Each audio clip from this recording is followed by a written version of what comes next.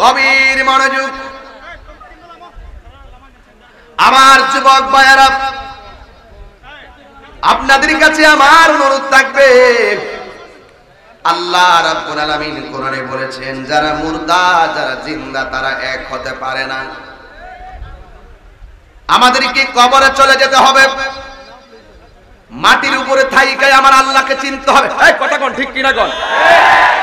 মাটির উপরে তাইকায় আমার নবীরে চিনতে হবে, মাটির উপরে তাইকায় আমার রবকে চিনতে হবে।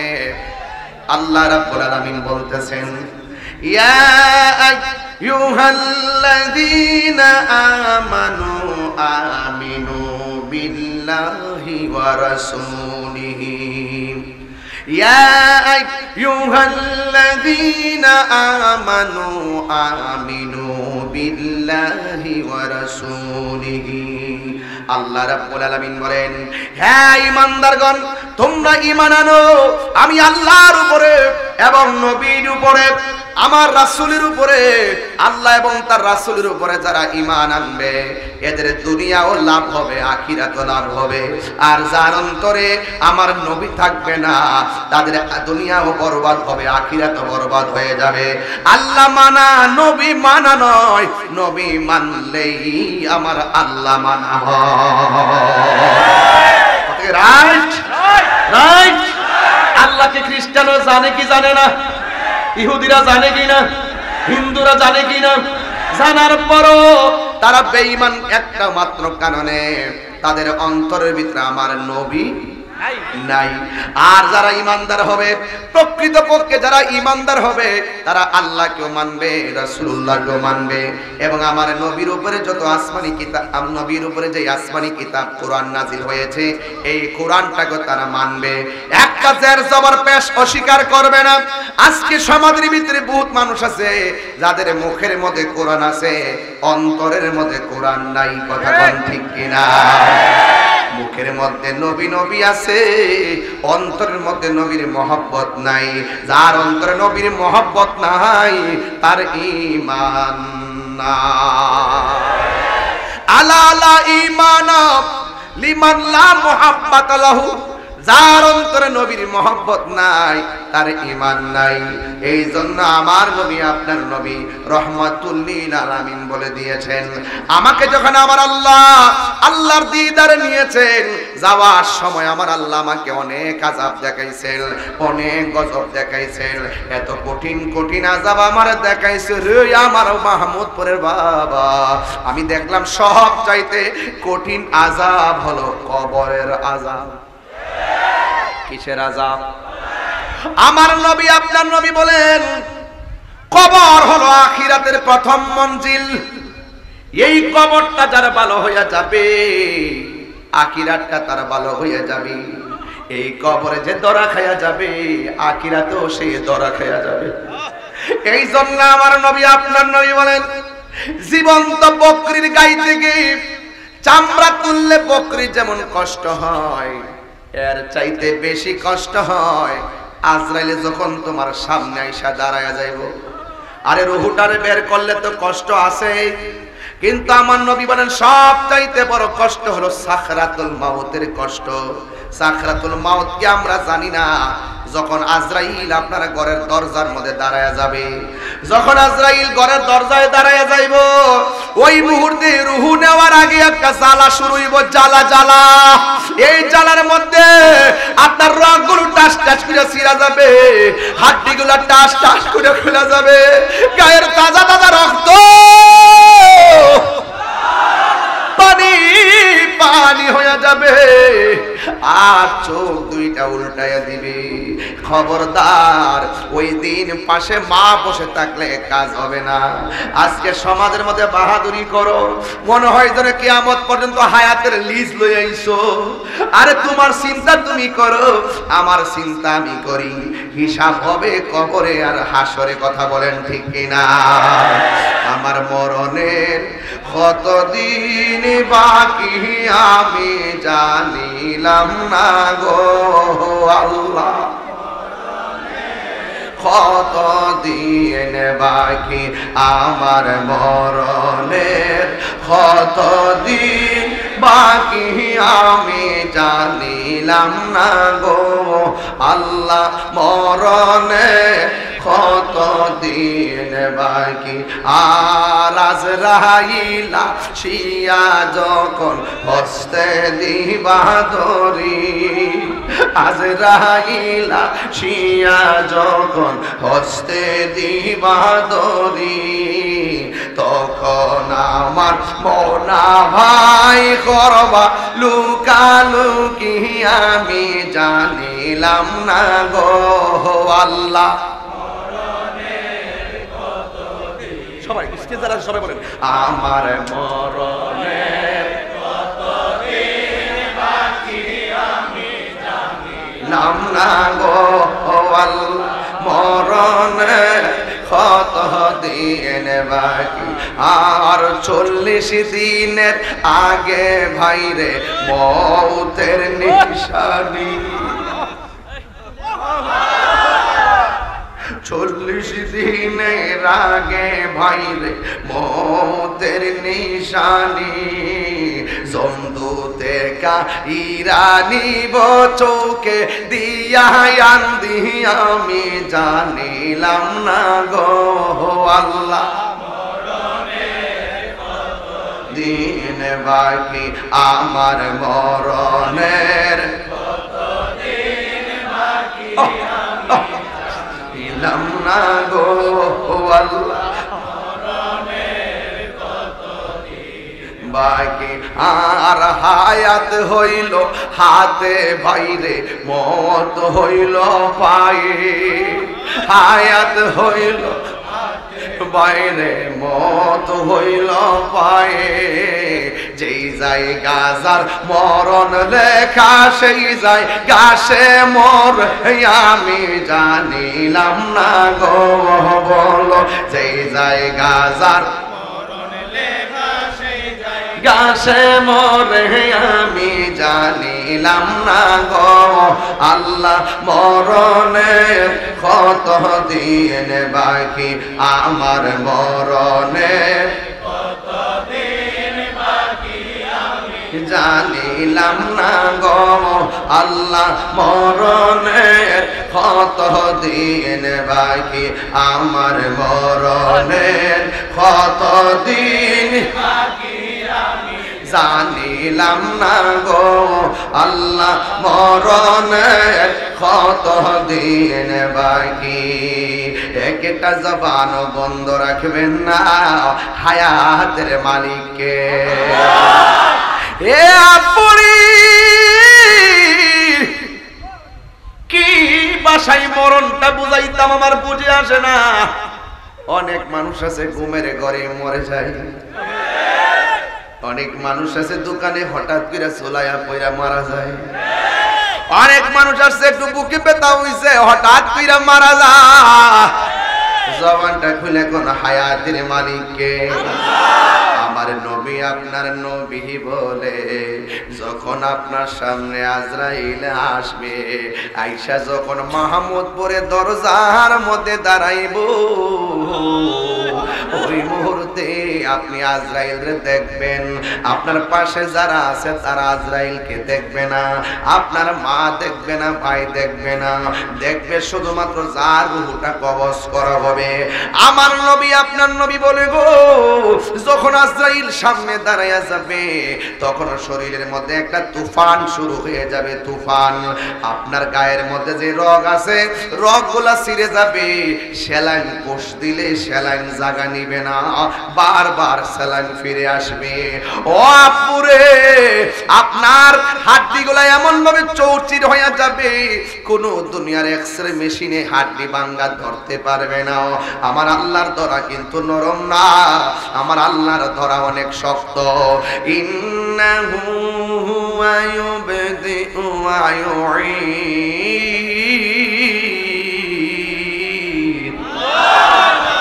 আপনার শুরুর মালিককে, আমার শেষের মালিককে। তাহলে আপনার আমার কিছুই নাই, আমি কার? আমার জীবন কার জন্য? আমার মরণ কার জন্য? আমার নামাজ কার জন্য? আমার রোজা কার জন্য? কুল ইন্না আমি একটু কোরআন শরীফ বেশি পড়তেছি, আপনার কি বিরক্তি হইতেছে? যারা তাহির হুজুরে কিছু বলতে চায় হ্যাঁ অনুরোধ করবো আল্লাহর হস্তে এগুলা রেকর্ডিং করেন। 2 ঘন্টা ওয়াজের এগুলা রেকর্ডিং করেন, 2-3 সেকেন্ডের ভিডিও ভাইয়া ভাইয়া আমরা ব্যাপারে যায় ওই থানা যায় অভিযোগ করেন। এটা বালানা বালানা, এই গুতাগুতির কারণেই ইসরায়েলে ফিলিস্তিনে মারা সাহসটা পাইছে। যদি মুসলমান গুতাগুতি না করতো, ইসরায়েলের গুন্ডা বাহিনীরা ফিলিস্তিন গাজা ধ্বংস করে দেওয়ার ষড়যন্ত্র করতে পারতো না। তা ওদের কইয়া দেয়া যায় গুতাগুতি বন্ধ করেন। এই পশ্চিমাদেরকে খুশি করার জন্য কিছু দালাল আছে, এই দালালদের কারণে দেশের এই অবস্থা, বিদেশের এই অবস্থা। আল্লাহর রাস্তায় মিল্লা চলেন, ওইলে আমার বুঝাইয়া নেন, নাইলে আপনি বুঝাইয়া নেন। মাধবপুর তো আমার শ্বশুর বাড়ি নানি, আমি আপনার এলাকা জামাইনি, আপনি আমার বিরুদ্ধে জামানি, কিন্তু আপনি আপনি শরম দিলেন মিয়া।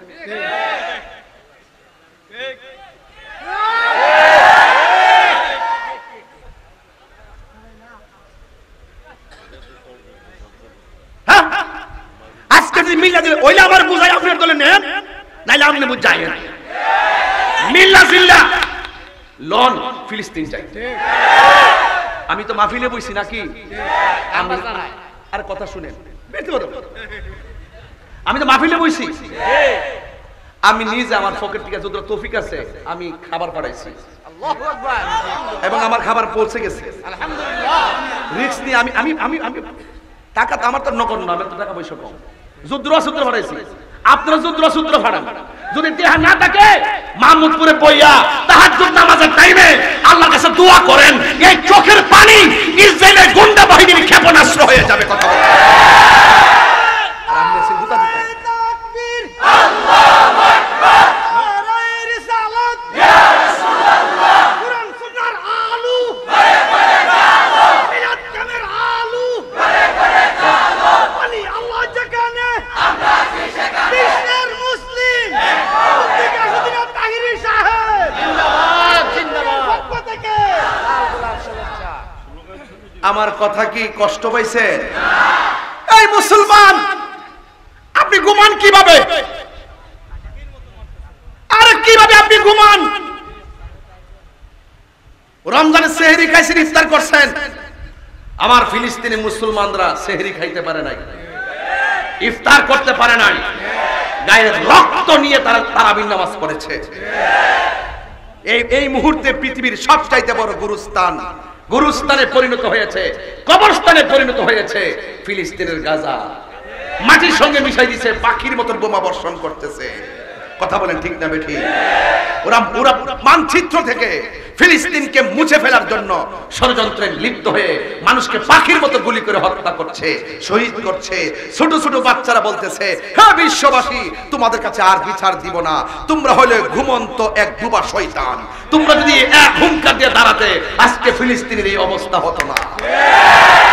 এই কিছু চাটুকার আছে, পশ্চিমাদের দালাল আছে, সময়ে সময়ে ক্ষমতা দখল করে করে পশ্চিমাদের সঙ্গে গোপনে গোপনে আঘাত করে আজকে মুসলমানদের দুর্দশা হচ্ছে। কথা বলেন ঠিক কিনা?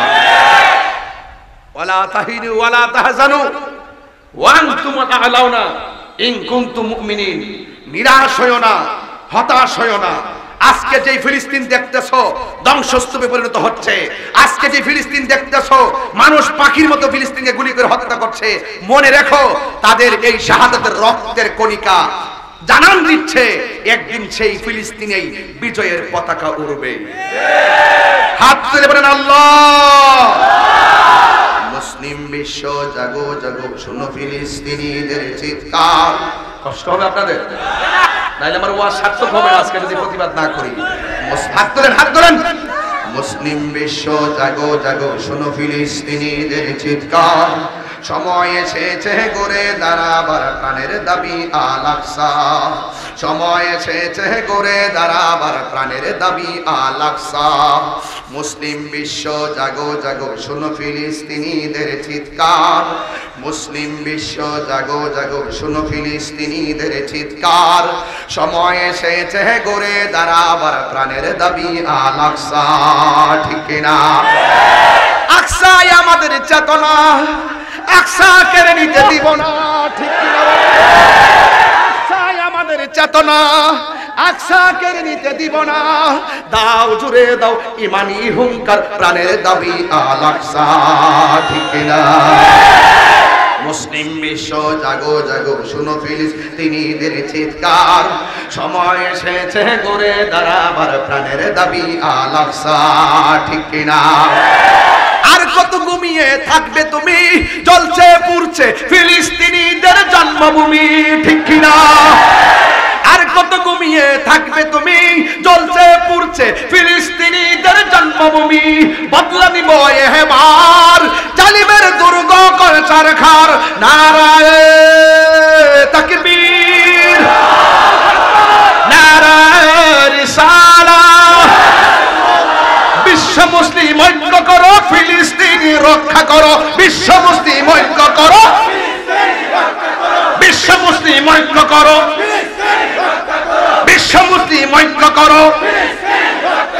অ্যাকশন অ্যাকশন ইসরায়েলের বিরুদ্ধে, ইসরায়েলের বিরুদ্ধে অ্যাকশন অ্যাকশন।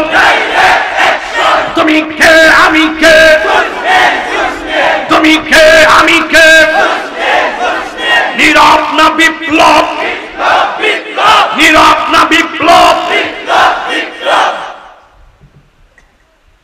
আল্লাহু আকবার বলেন, বলেন আল্লাহ, বলেন আল্লাহ।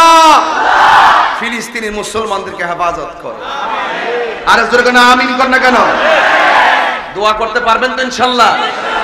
একদিন তো মৃত্যুবরণ করতে হবে, সবাইকে ঐক্য হতে হবে। আর ধাক্কা ধাক্কি চলবে না। আপনার মতো আপনি চলেন, আমার মতো আমি চলি। যখন কোন সামগ্রিকভাবে মুসলমানদের উপরে ইহুদি খ্রিস্টানদের চক্রান্তের নীল নকশা আঁকবে, আমরা তাদেরকে ঐক্যবদ্ধভাবে রুখে দেওয়ার দরকার আছে না নাই? আরো যারা আছে না নাই? এখন কিন্তু বেশি প্রতিবাদের আওয়াজও পাওয়া যায় না। ঘটনাটা কি? ঘটনাটা কি? খবরদার, খবরদার, যার কেউ নাই তার কে আছে? মুসলমান মরতে হইব, কিন্তু জবাব কিন্তু দিতে হবে। এই জন্য আমরা আর ধাক্কা ধাক্কি চলবে না, ঠেলাঠেলি চলবে না। আমরা সবাই ঐক্যবদ্ধ হতে হবে। উলামায়ে কেরাম বিভাজন কাম্য নয়, উলামায়ে কেরামদেরকে এক হতে হবে। প্রয়োজনে আপনি ঘরে বসেন, আমিও ঘরে বসি, আলোচনা সাপেক্ষে সমাধান করে একটা মাঠে আসেন।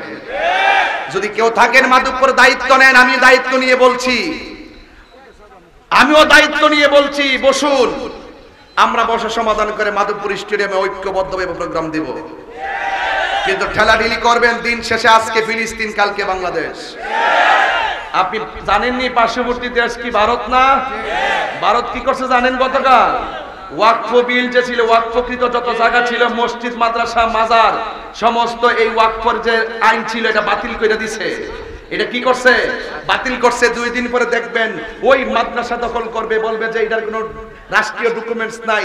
মসজিদ দখল করবে, মাজার দখল করবে, মাদ্রাসা দখল করবে, সমস্ত ধর্মীয় স্থাপনাগুলো দখল করবে। আর আপনি ঘুমাইয়া রইছেন, ধাক্কা ধাক্কি করেন। ধাক্কা ধাক্কি বাদ দেন, এবার ঐক্যবদ্ধ হন। বাধা হবে যেখানে, লড়াই হবে সেখানে। কথা বলেন ঠিক কিনা? আমি কি বেশি চিল্লাইতেছি? আপনি বিরক্তি হন আপনারা? আমি ঠান্ডা কথা বলতে পারি না, এটা আমার জন্মগত অভ্যাস। আমি বলে ছোটবেলা থাকতে বলে হাত তলা রাখতে আমার চিল্লাইতাম বেশি। কথা কোন ঠিক না বেটি? আর একবার চলে যে আমি মরে গেছি, ঘরে বলে মরে গেছে, চিল্লাচিল্লি করছে। ছোটবেলা বয়স 40 দিন না কই দিন। এরপরে মামু বলে লয়ে গেছে, নিয়ে ডাক্তার কাছে গেছে, পড়তে বলে হেড ডাক্তার চিল্লি দিছি, ওখানে চিল্লানিতে আসি। একদিন কিন্তু দম বন্ধ হয়ে যাবো। কথা কোন ঠিক না বেটি? তবে দম বন্ধ হওয়ার আগে রসুল্লাহর সাথে প্রেমের কানেকশন দরকার আছে না নাই? মামুদপুরে বেড়াইতে আজকে দেখে মনে হইতেছে আমি 12 বছরের জোয়ান হয়ে গেছি। কারো কিরে জানেননি? কারণ মর্নিং সূর্য দেখলে বোঝা যায় দিনটা কেমন যাইবে। এত বড় রৌদ্রের মধ্যে যারা কাম কাজ ফালায় আইসা বইয়া বইয়া হাসি মুখে ওয়াজ শুনে, এরা হইল সমাজের গর্বিত সন্তান। কথা কোন ঠিক কিনা? তুমি জীবন পারেন নাকি আপনারা? এটা কার হাতের লেখা? আমারও মাশাআল্লাহ, ওই একবারে তাহিরি রাতের লেখা। আরে ভোলাভান সবাই কন, তুমি জীবন তুমি মরণ, তুমি আপন, তুমি জীবন, আধার ঘরে তুমি মোদের, তুমি মোদের, তুমি নিদান কোরআনে ওয়ালা ইয়া রাসূল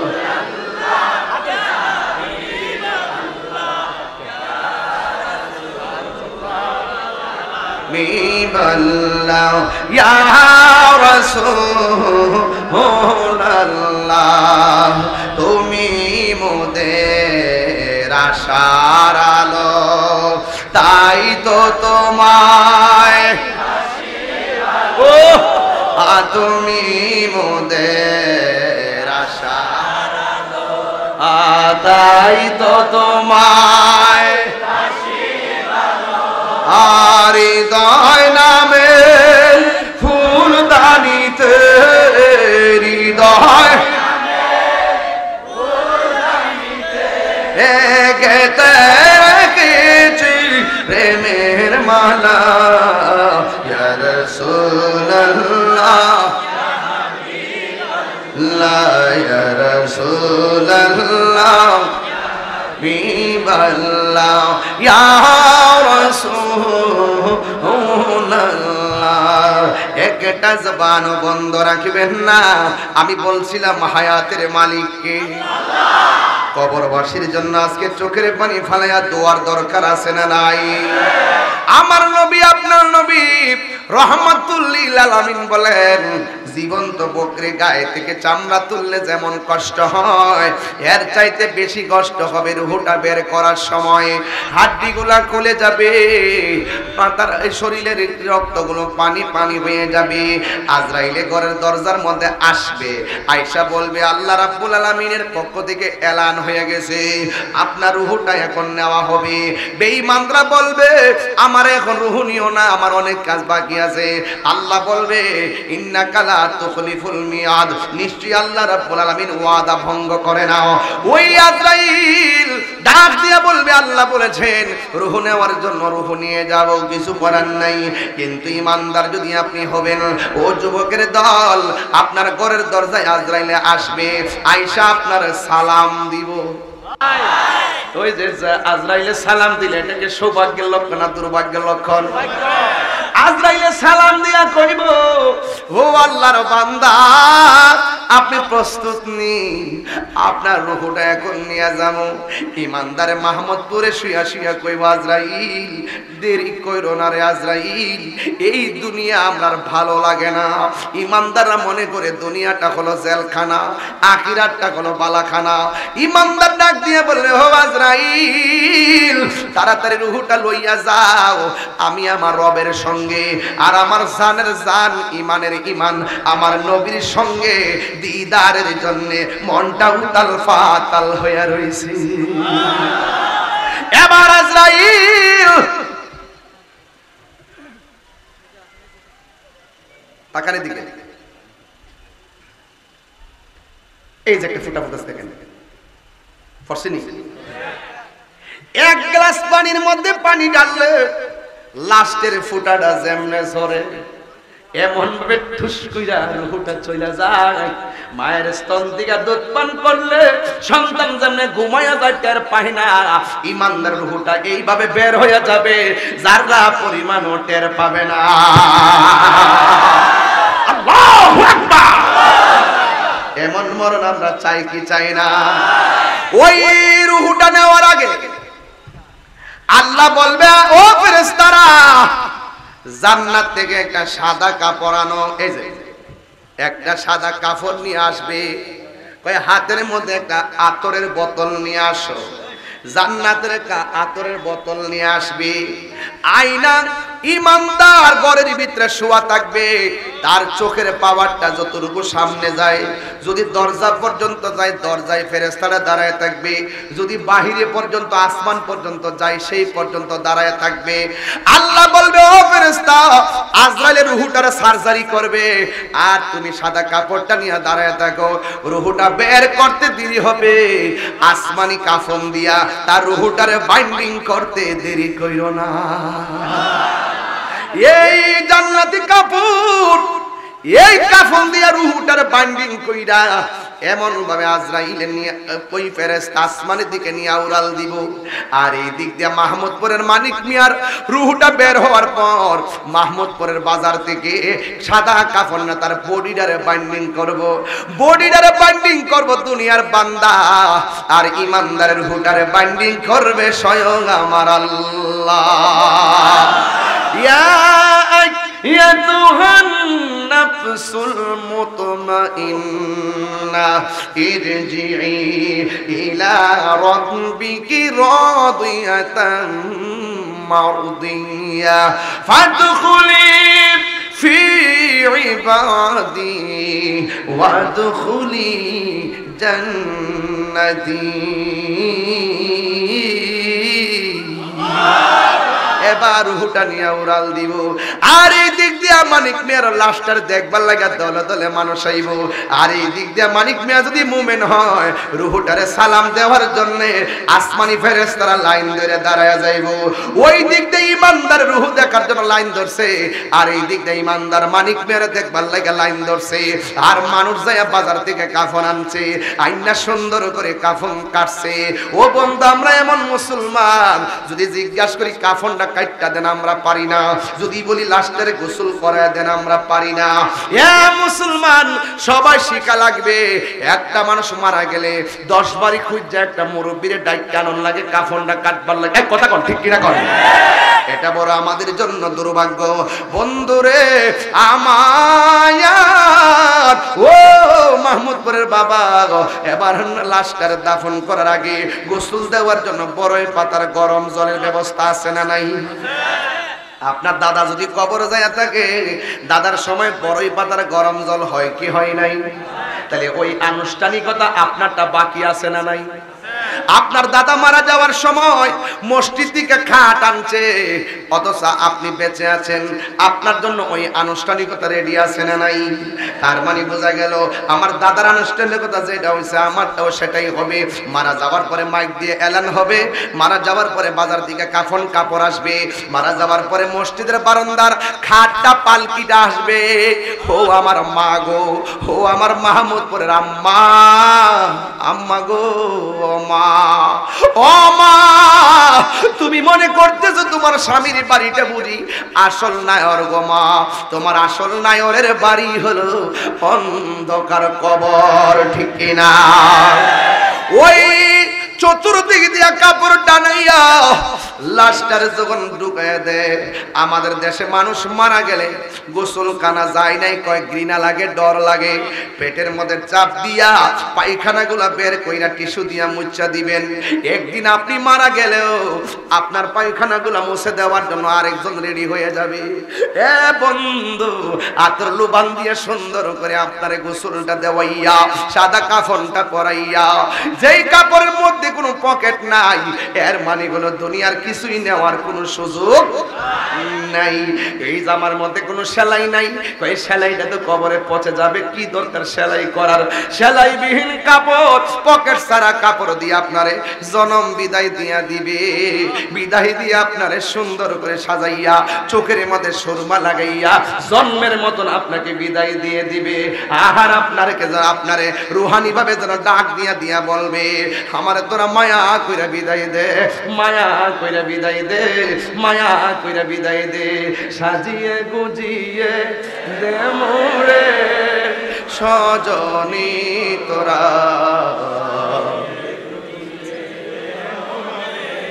সাজিয়ে গুজিয়ে সজনী তোরা, সাজিয়ে গুজিয়ে দে মোরে বড়ই পাতার গরম জলে শুয়ায়া মশারির তলে বড়ই পাতার গরম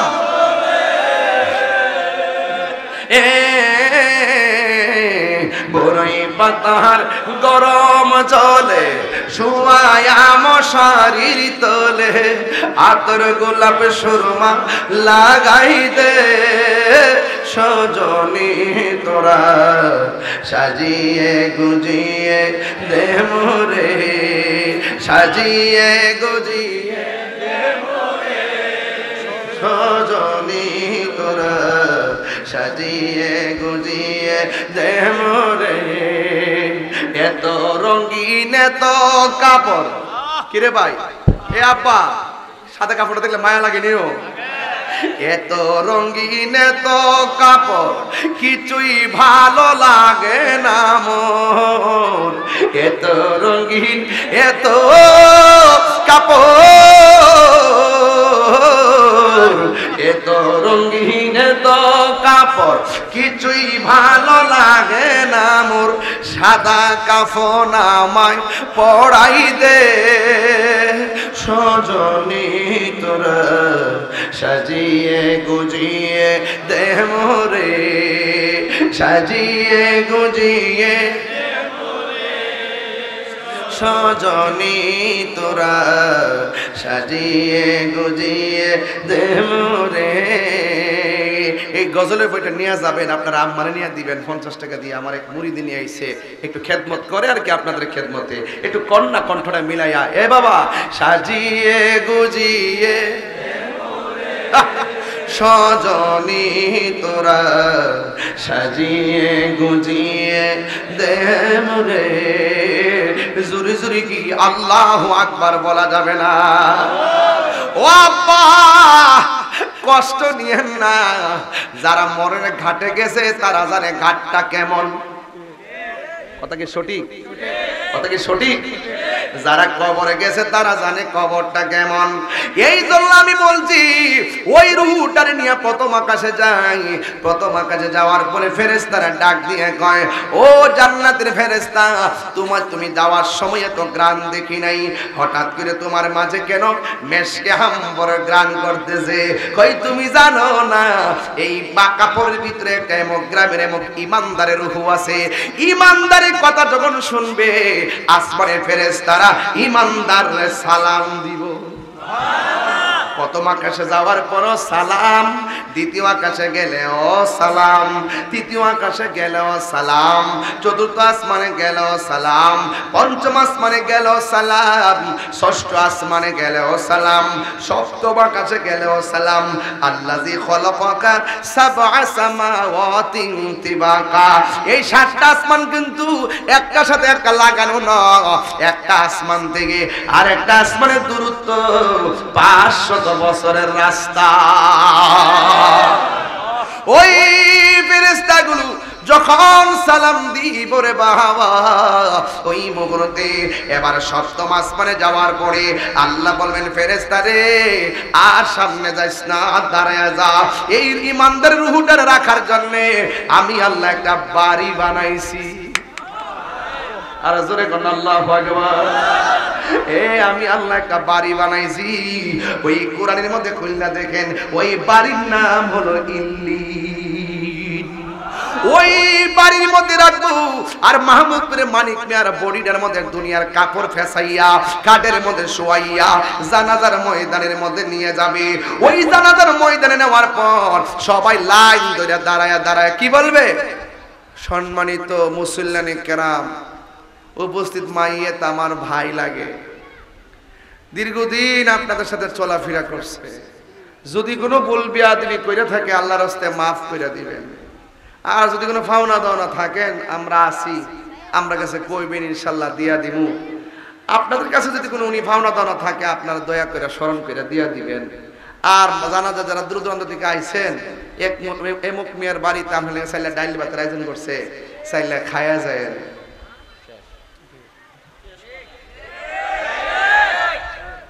আরেক বেটা আমার সামনে হারে হারে আমার মাপ চাইব তইলে আমি মুর্দার ওয়া খাটে শুইবার আগে মাপটা চাইবার আগে মুর্দা হওয়ার আগে যদি মাপটা চাইলাই ভালো হইতো না একবার ক্ষেতের আইল যদি কাইটটা পানি লয়ে যায় গা তাহলে বেটারে কইলাম বাবা ও 10 বছর আগে ছাতির দাসা দিয়া ঠেলা দিয়া তোমার ক্ষেতে পানি নিছিলাম গা, দয়া করে মাফ করে দিও। কথা কন না কেন? আরে কথা কন না কেন?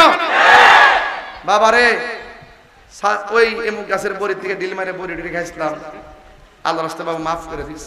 আর তোর ব্যাপারে দোকানে বইয়া বদনাম কইছিলাম, মাফ করে দিস।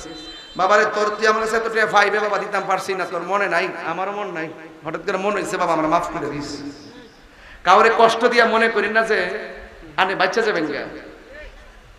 যারে কষ্ট দিছেন মনে আছে তার কাছ থেকে মাফ চাইবার আগে আপনার মৃত্যু আসতে পারে। কথা কন ঠিক না বেটি? এই জন্য মরার আগে মাফটা চাইলে কি গুণ হইব? হারিয়ে যাব বাবা আস্তে। আমি যে গজল গাইতেছি আপনার কষ্ট হইতেছে নাকি? একটা গজলকে আমার ওয়াজের বিষয়ের সাথে সাংঘর্ষিক না সম্পর্কিত? সম্পর্কিত। আমি কিন্তু ওয়াজের সাথে মিলে মিলে গজলটি গাই কিনে জানেননি। ওয়াজ তো একটা ঘটনা, গজলের ভিতরে কিন্তু অনেক কথা চলে আসে। অনেকেই গজল করে মনে করে আরে কিচ্ছা কাহিনী আর গান টানে না গা, এমন আসেনি? আছে যারা এই কথাটি আসলে হেরা আমার মতন পারে না, পারলে হেরো কই লইলি। কথা ঠিক না? মানুষ দেখবেন কয়েকটা কারণে হিংসা করে। আপনার মধ্যে যে গুণ আছে এটা যদি আমার মধ্যে না থাকে তাহলে আপনি আপনার হিংসা করবেন। দেখবেন ভাষারে করে। আর হিংসা যারা করবে এরা কিন্তু দূরের মানুষ না। এই মাধবপুর মাহমুদপুরের মাহফিল নিয়ে যদি কোনো কিছু হয়ে থাকে দেখবেন ওই সুনামগঞ্জ কিন্তু আইসে না, এটা গড়ের লগে গড়। সকালে দেখা হওয়া বিকালে দেখা হওয়া চা খাইতেছে একসাথে, হুট করে আগে একটা হার হয়ে গেছে, বেশি দূর থেকে কিন্তু আয় না। কথা ঠিক না? তো এই জন্য যুবক ভাইরা আমার আপনারা রাগ করে না বাজান, বুঝছেন নি? দেখবেন আপনার গড়ের সাথে যদি A+ পা, দেখবেন ওই স্কুলের সবাই তারে পুরস্কার দিতেছে। আর গড়ের পাশে যে গড়টা হ্যাক দেখবে জানেন নি, অবশ্যই গোল্ডেন A+ পাইছে, নহল কইরা আবাস করছে।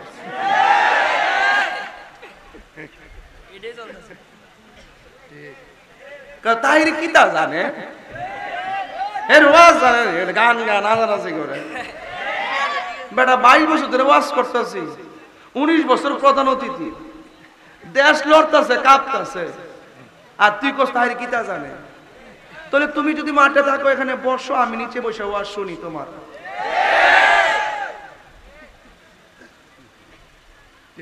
3 লক্ষ টাকা খরচ করলো ঠিক এই 4-11 মিনিটে, এত লোক সহজ আনা সম্ভব না। আর আপনারা যাইছেন গাড়ি ভাড়া দিয়ে আনছে, তো বুঝতে হবে এখানে কিছু একটা খেলা আছে। এই খেলাটা খেলতে দেন, ঠেলা ঠেলি করেন না। ঠেলা ঠেলি ভালো মর্দিনা নইকান না, দৈন্তান নইকান না। তাহলে মরার আগে মাফ চাইলেন, যে যে করছে মাফ চাইলেন। হারিয়ে যাব রবনায় ভুবন, দিন বলো হারিয়ে যাব রবনায় ভুবন চিরদিন। ক্ষমা করে দিও তোমরা আমায়, বলো তোমরা আমায়, ভুল করে থাকি যদি কোনো দিন, হারিয়ে যাব রবনায়।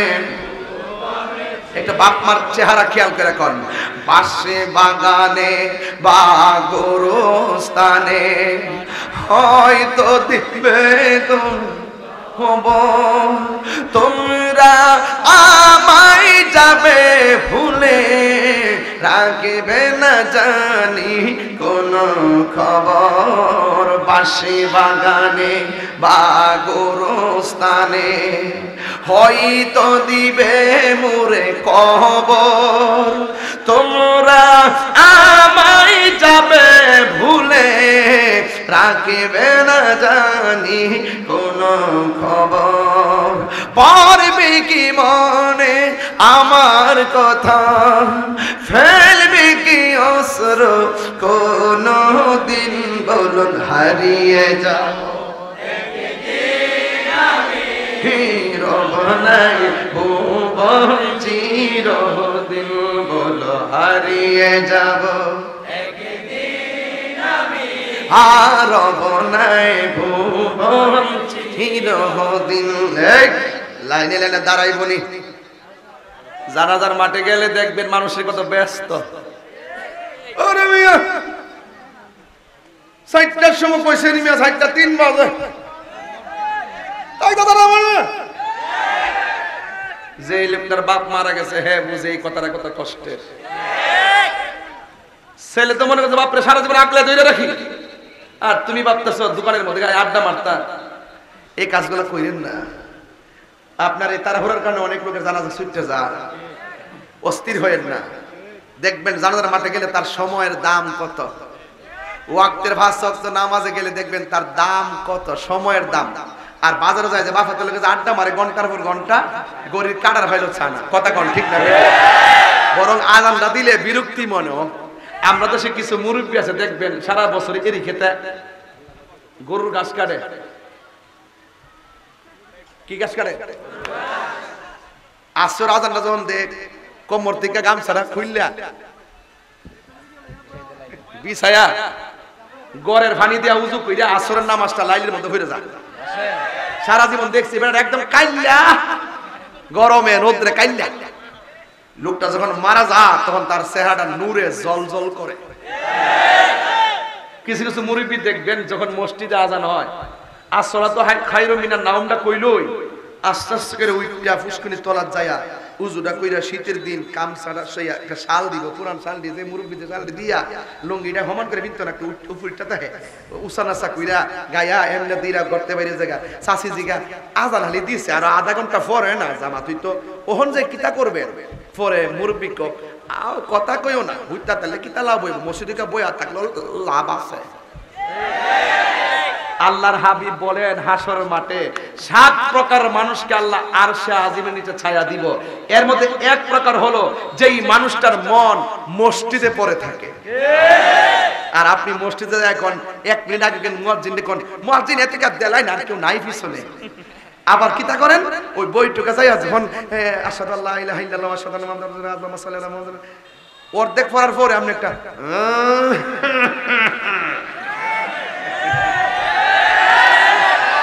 এই কথাটি কই দিকে আমি বালা না। আপনি মসজিদে যাইয়া দেখেন সারাদিন হ্যাঁ কাজ দেয় না, আর ইমাম সাহেবের হ্যাঁ কাজ দেয়। মানে ইমাম সাহেবের মিস কল দেয় তাকদা সালামটা ফিরাইলাই আসিনি কথা কোন আসিনিও। আমরা আসল জায়গা যাইয়া করি ফাইজলামি। আপনি যে কাজ দিতেছেন কি লেগা আপনার খবরটা কেউ জানে না, ইমাম সাহেব কি বুঝে বাটফাটটা কাশতাছে রে।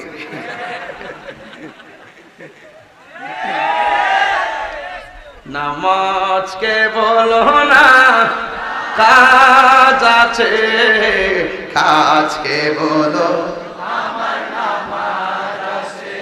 খারাপ লাগতেছে? যাক আবার কোন সময় আইনা না এই বহুত শান গাইলেছি আবার কয়েন না জালি ওয়াজ তো করছেন আলে গান কিচ্ছা না কয়ে গেছে। যিনি কিচ্ছা কয়ে গেছে কইবেন সাফাড়া মাত্র দিবেন কিচ্ছা। তো তুই কিচ্ছা যদি বুঝছ তাহলে আয়া তুই করস না, আমি বইতে নিছে আমার হাতিয়া তোমার দিয়ে দিব। হাতে লাগবে না ফোয়ার তুই এমনি বড়া না দেখলে সামনে ধরবো আবার। দেশের পরিস্থিতি ভালো না, কারণ দিন আর রাত এখন ডাইরেক্ট ধরলাম মব জাস্টিস। হ্যাঁ যুবক তো পায়ে ধরে কয়ে দেওয়া যায় আপনি যে জানাজার মাঠে গেছেন আপনি আর লাশ হয়ে গেছেন আর কথা কইতে পারেন, তাহলে মরার আগে মাফ চাওয়ার দরকার আসেনি? মাফ চাইলে আল্লাহ সব মাফ করে দিব। 2টা জিনিস মাফ করতে না কইতাম নি। 1 নম্বর যারা আল্লাহর সঙ্গে শিরিক করব এদেরকে মাফ করতে হবে। আল্লাহ কয়জন? আমরা কি মাজারে যাই সাজদা করি? হ্যাঁ ওলি আল্লাহর আল্লাহ মনে করি? ওলি আল্লাহর উসিলা আমরা আল্লাহর কাছে কই, কথা কোন ঠিক কিনা? উসিলা ধরা জায়েজ আছে না নাই? খবরদারি দেশে কিন্তু ইসলাম আর চালার ওলিগণ যেদিন থেকে মাজার ভাঙা শুরু করছে নীতি দিকে কইলেছি যে আসমানি গজব আইতাছে। আপনি টের পাইতেন না কেমনে গজবটা নামতাছে? 70% নামে আছে, 30% বাকি আছে, এটা টের পাইতেন না। মনে বিশাল দুনিয়া হয় আপনার কিন্তু দেখবেন হুট করে আয় পড়ছে গজবে, উপর থেকে গজব ডাইবে। মানে আদালি ওয়ালিয়ান ফাকাদ আযানতু বিল হারব। ওলি আল্লাহর বিরুদ্ধে যাওয়া যাবে না। আমার যুবকদেরকে বলতেছি, এক যুবক আপনাকে বলছি এখন থেকে সোজা হয়ে যান। যৌবন যার যুদ্ধে যাওয়ার সময় তার খবরদার এমন কাজ করবেন না যে কাজের জন্য আল্লাহর কাছে আসামি হয়ে যাবেন। যেমন আল্লাহর হাবিব বলছেন, যারা বান্দার হক নষ্ট করে এদেরকে আল্লাহ মাফ করবে না। আমরা দেশে হক পারেন না কম না বেশি? বাপটা মরে থাকে, ওই দিন এক বিডি আইছে, আয়া ক বাজান আপনার ফুত তো মারা গেছে, এখন আমি যে সম্পদ পাওয়ার কথা ছিল, এখন আমার বাসররা এই সম্পদ দেয় না, জোর করে দখল করে লিছে। আমার ফাললে এটা নৌ, ফাললে হিডা নৌ, আমার কোটিটার সম্পদ লোকসান করে লিছে। আমি মনে মনে বেশি কই গো, মনে কইর যে বান্দার হক যারা নষ্ট করব, একটা কদম সামনে যেতে পারবে না। এটা পরিষ্কার কথা বলে, এটা হোক 1 টাকা হোক 1 লাখ টাকা, কথা বলেন ঠিক না বেঠিক? এরপর আপনি যখন কবরে নামবেন, কবরে নামার পরে আপনি যখন যাইবেন, আল্লাহর হাবিব বলছেন যে বেনামাজির জন্য কবরে 3টা শাস্তি অবধারিত। কয়টা শাস্তি? 3টা শাস্তি অবধারিত। 3টা শাস্তি অবধারিত। 1 নম্বর শাস্তি হলো কবরের 2 পাশের মাটি। এ বাবা রে, কি শক্তি আপনার! এই শক্তি শেষ হয়ে যাবে গা। রাসূল বলছেন 2 পাশের মাটি এমন জোরে চাপা দিব, ডান পাশের হাড্ডিগুলো বাম পাশের হাড্ডির ভিতরে ঢুকাই দিব, বাম পাশের হাড্ডিগুলো ডান পাশের হাড্ডির ভিতরে ঢুকাই দিবে। এমন ভাবে ঢুকাইয়ে দিব, ঢুকাইয়ে দেওয়ার পরে আপনি লড়তে পারবেন না। আল্লাহকে বলবেন, আল্লাহ বেনামাজি হইয়া কবর আসলে এমন শাস্তি যদি জানতাম, জীবনে নামাজ ছাড়তাম না। তাহলে শাস্তি আসার আগে নামাজের দরকার আছে না নাই? আরো জোরে আছে না নাই? এরপরে কবরের ভিতরে সাপ ঢুকাই দেওয়া হবে, আপনাকে সাপ দংশন করবে, আপনি বলবেন বাঁচাও বাঁচাও। সেই দিন দুনিয়ার মানুষ আপনার কান্নার আওয়াজ শুনবে না। আজ থেকে প্রায় 1 লক্ষ বছর আগে যারা 1500 বছর আগে মারা গেছে, তারা যে ঘরের মধ্যে আছে, কালকে যদি মাহমুদপুরের বেড়ায় আরে বুল্লা, বুল্লার একজন সুন্নি যোদ্ধা ছিল মেম্বার, হ্যাঁ আব্দুর রফিক মেম্বার, ও মারা গেছে। ও আল্লাহ বেহেশত নসিব করুক, আমিন কোন। কথা মনে গেছে গা। যাই হোক, এইভাবে আমরা চলে যেতে। আজকে বুল্লা রফিক সাহেবের স্মরণ করছি, আরেকদিন আপনারাও বলবেন গত বছর তাহির হিসাবে ছিল, মরে গেছে গা। এরকম ভাবে কিন্তু আপনারাও বলবেন, এটাই নিয়ম। তবে খবরদার, দুনিয়ায় থাকা অবস্থায় নামাজ পড়তে হবে, দুনিয়ায় থাকা অবস্থায় রোজা রাখতে হবে, দুনিয়ায় থাকা অবস্থায় মা বাবার খেদমত করতে হবে। দুনিয়ার চল্লা ঘুষ খাইয়া, দুনিয়াতে চল্লা সুদ খাইয়া, দুনিয়াতে চল্লা গীবত কইরা, দুনিয়াতে চল্লা দুর্নীতি কইরা, দুনিয়াতে চল্লা চাঁদাবাজি কইরা, দুনিয়াতে চল্লা হক মাইরা খাইয়া মাটির নিচে যাইয়া শান্তি পাওয়া যাবে না। কথা বলেন ঠিক না বেঠে? তাইলে যা কিছু করতেই বা মরার আগে না মরার পরে? আরো ধরে মরার আগে না মরার পরে? তাহলে আগে যদি করতে হয় সেটা করতে হবে। আপনি যখন কবরে যাবেন, যদি আপনি ইমানদার হতে পারেন, আপনার দেখবেন ডাইন পাশে একটা আলো ঝলমল করতেছে। এখানে কিছু লাইট আছে নিও, রাত্র না দিন? দিনের বেলা কি জ্বলতেছে? লাইট জ্বলতেছে। কবরে যখন আপনি যাইবেন, যদি আপনি 3টা প্রশ্নের উত্তর দিতে পারেন, আপনার ডাইন পাশ থেকে একটা আলো আপনার কবরে আলো দিব। তখন আপনি জিগাইবেন, কি ব্যাপার? ডাইনে মাটি, বামে মাটি, সামনে মাটি, পিছনে মাটি, কর্তিকা এসে আলো দিবার লাগিয়া। লাইনটা কই? আমি দুনিয়ার কোনো কৃত্রিম সূর্য কিংবা চাঁদের আলো নয়। আপনি যে দুনিয়ায় নেক আমলগুলো করছেন, এই জন্য আল্লাহ পাক নেক আমলগুলোকে আলো বানাইয়া কবর বানাইছে। তাহলে ইমানের খাতিরে 3টা প্রশ্নের উত্তর, আর আমলের খাতিরে কবর আলোকিত হয়ে যাবে। এরপর আপনি বাম পাশে তাকাইবেন, বাম পাশে তাকায় দেখবেন, আমি কথা বলতেছি এই জন্য, সুর দিলে এই ওয়াজগুলো অনেক লম্বা হয়ে যাবে, এই জন্য ওয়াজটা বুঝাই যাইতেছি বাজান। সুর দিলে তো অল্প কথা অনেকক্ষণ হয়ে যায়, আর এমনি কথা বললে অনেক কথা বোঝানো যায়। এরপরে মনে কষ্ট নিবেন না, আরেকটা আলো আসবে আলো দেওয়ার জন্য। আপনি জিজ্ঞাসা করেন, কি ব্যাপার, তুমি আবার কেডা?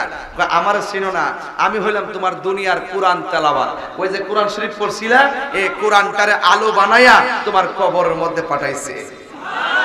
এরপর আল্লাহ বলবেন, এ ফেরেশতারা, আমার বান্দারা সারা জীবন থাকবে এই কবরে, কিয়ামত পর্যন্ত থাকবে এই কবরে। জান্নাত থেকে যায় একটা জান্নাতি গালি চাইনা আমার প্রেমিকের নিচে বিছায়া দেয়, যেন আমার প্রেমিক আজীবন আরামে ঘুমায়া যেতে পারে। তাহলে ইমানদাররা কবরে ঘুমায়া যাবে, বেঈমানরা কবরে শাস্তি পাবে, এমন শাস্তি পাবে এই শাস্তির কান্নার আওয়াজ কেউ শুনবে না। লক্ষ লক্ষ বছর পর্যন্ত আপনি এখানে পড়ে থাকবেন, এখান থেকে আপনি একটা ময়দানে উঠবেন, যেই ময়দানে আপনার গায়ে কোনো কাপড় থাকবে না। এখন বলবেন হুজুর আমি কবর থেকে উঠবো লঙ্গ, কিন্তু এমন কিছু লাশ আছে কবরে দাফন করা হয় নাই, তারা তো হারায় গেছে পানির মধ্যে ডুইবা, মাছে খাইয়া ফেলছে, কবরও হয় নাই। এদের কি প্রশ্ন হইছে? এদের কি সওয়াল জবাব হইছে? হ্যাঁ হইছে। পানির মধ্যে যদি তার লাশ বিলুপ্তি হয়ে যায় সেটাই হলো তার কবর। এই মাহমুদপুরের কবর থেকে মানুষ যেমন উঠে যাবে, পানির মধ্যে বিলুপ্তি হওয়া মানুষগুলো পানি থেকে চলে আসবে, একটা মাঠে যায় একত্রিত হবে, সেই মাঠটা হবে তামার মাঠ। মাথায় থাকবে সূর্য, এই সূর্য আপনার মাথার মগজের মধ্যে তাপ দিবে, তাপ দেওয়ার পরে বাতের মার যেমন করে টকবক করে ছিটে ছিটে পড়ে, ঠিক এমন ভাবে আপনার মাথার মগজগুলো ছিটে ছিটে পড়বে। কিন্তু সেই দিন আপনার কোনো উপায় থাকবে না। সেই দিন আল্লাহ রাব্বুল আলামিনের হাবিব বলতেছেন, সেই দিন আল্লাহ রাব্বুল আলামিন 7 প্রকারের মানুষকে আরশের নিচে ছায়া দিবে। সুবহানাল্লাহ কই না রে? 1 নম্বর হলো ন্যায় বিচারক। আমরা দেশে কি ন্যায় বিচারক আছে? আছে, না থাকে চলে কেমনে? আলে মুস্ত কথা কও, আছে কম, আছে কম। তো যদি তারা কম হয় তাদের একটা সারপ্রাইজ আছে। আল্লাহর হাবিব বলেন যারা দুনিয়াতে ন্যায় বিচার করবে তাদেরকে আল্লাহ পাক আরশের নিচে ছায়া দিয়ে দিবে। তাহলে সমাজের মানুষ যদি আপনাকে বিচারক হিসেবে মেনে ফেলে, আপনার উচিত ন্যায় বিচারটা করা। এই সমাজের মানুষ যেহেতু আমাকে বক্তা হিসেবে মেনে ফেলছে, আমি কি আমার উচিত কুরআন সুন্নাহ মতো আলোচনা করা। যদি আমি কুরআন সুন্নাহর বাইরে যদি আলোচনা কইরা রাত্রেবেলা যদি মাদকপুরের রেস্টুরেন্টে বইয়া যদি মদ খাই, গাঞ্জা খাই, আপনারা কি আমার আর আলেম কইবেন? এটা বুঝলেন? কিন্তু তাহলে সমাজের মানুষ যদি আপনাকে আলেম হিসেবে জেনে ফেলে, তাহলে মেনে ফেলে, আপনার উচিত আলেমের মতো আচরণ করা। সমাজের মানুষ যদি আপনাকে একজন ন্যায় বিচারক হিসেবে মেনে ফেলে, আপনার উচিত ন্যায় বিচার করা। কথা কোন ঠিক না বেটি? তাইলে আমাদের দেশে কিছু দেখবেন লোক বিচার করতে আসলে চোখ টিপ দিয়ে বিচার ঘুরাইলা, এবং বিচারও বইবার আগে টিহাটা বাদ করে না। এরপর আবার বউয়ার আগে কইব তুই এমনি কইবে আমি এমনি কইব, তুই যদি এটা কইবে আমি একটা দমক দিব, তুই রাগ করিস না। দেখবেন যে দরবারটার ভিতরে সর্দারা বেশি পক্ষ নিতেছে, এখানে মনে করেন ডাল মে কুচ কালা হে। এখন তো ফুলা পাই না সর্দার, তাই একটা দমক মার ফাওয়ারে, এই ফাওয়ারে এই ফাওয়ারে দমক টমক দিয়ে দরবার ঘুরাইলা, যারা মাইন্নালা হ্যাঁ ও ডরে মাইন্নালা, কিন্তু হাকিকতে এটার ভিতরে 2 নম্বরই হইছে। কথা কোন ঠিক না বেটি? এই 2 নম্বরই করলে শেষ। আগে এখন কিছু মাস্টার্স পাস আছে, বিচার করতে যা বড় বড় শিক্ষিত বড় বড় নেতা, এইভাবে যাই বইয়া ঠ্যাং কাউরি দেখো, ও কি হইছে তোর 2 দিন বড় বড় কি দেবাইছ, 2 দিন বড় বড়, হ্যাঁ ক কি দিছে এটা অন কি শেষ করবি নি? শেষ করলে অন কর, যা কোলা কলি। ওই যে আজরাইলে সালাম দিলে এটাকে সৌভাগ্যের লক্ষণ না দুর্ভাগ্যের লক্ষণ? আজরাইলে সালাম দিয়া কইব ও আল্লাহর বান্দা আপনি প্রস্তুত নি, আপনার রূহটা এখন নিয়ে যাবো। ইমানদারে মাহমুদপুরে শুয়া শুয়া কইব আজরাইল দেরি কইরো না রে আজরাইল, এই দুনিয়া আমার ভালো লাগে না। ইমানদাররা মনে করে দুনিয়াটা হলো জেলখানা, আখিরাতটা হলো বালাখানা। ইমানদার ডাক দিয়ে বললে ও আজরাইল তাড়াতাড়ি রূহটা লইয়া যাও, আমি আমার রবের সঙ্গে আর আমার জানের জান ইমানের ইমান আমার নবীর সঙ্গে দিদারের জন্য মনটা উতাল ফাতাল হইয়া রইছে। এবার আজরাইল তাকানের দিকে, এই যে একটা ফুটা ফুটাস দেখেন, ফরসিনি এক গ্লাস পানির মধ্যে পানি ঢাললে লাস্টের ফুটাটা যেমনে ঝরে এমন ভাবে ঠুস কইরা রুহটা চইলা যায়।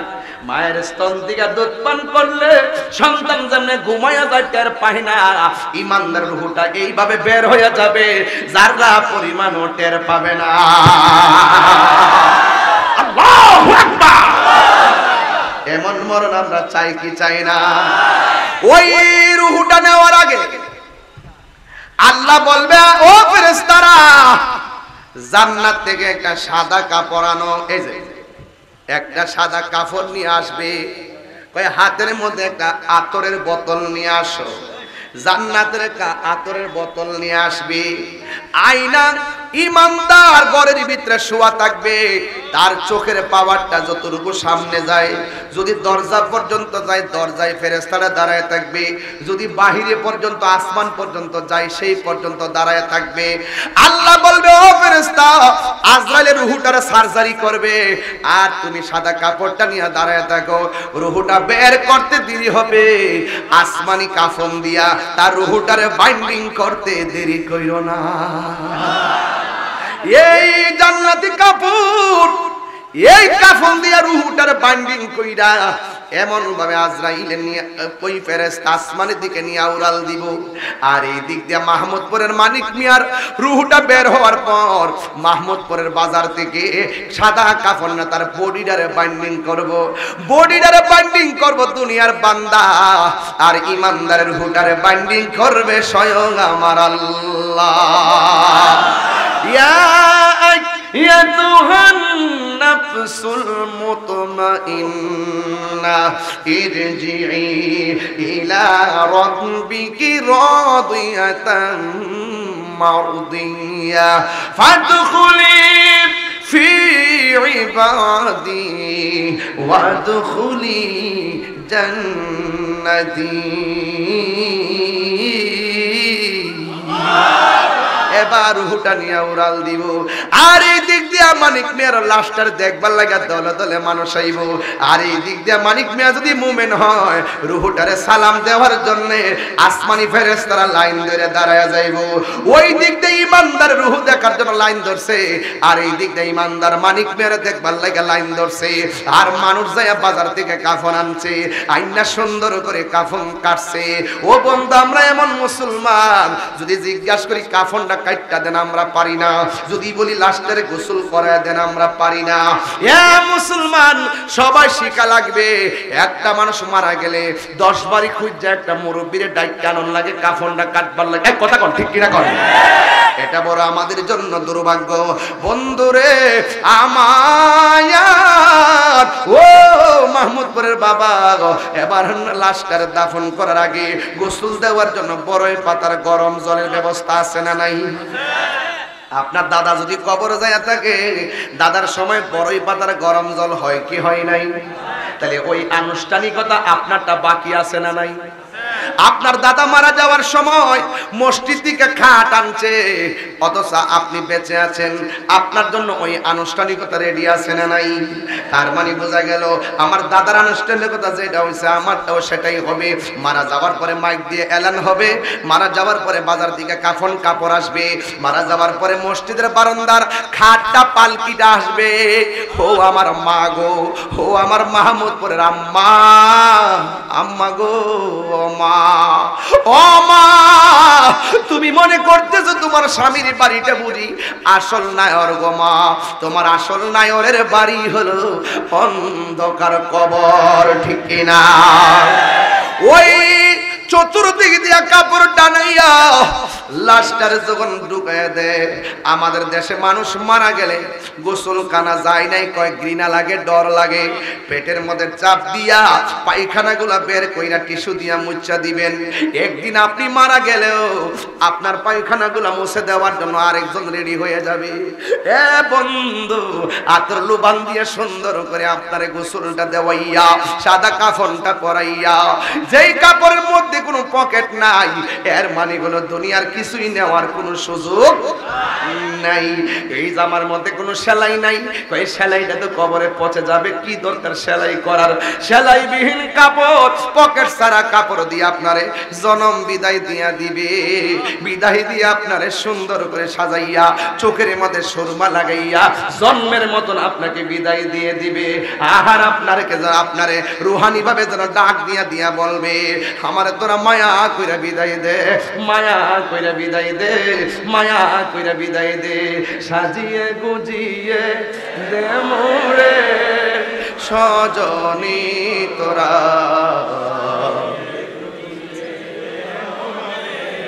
সাজিয়ে গুজিয়ে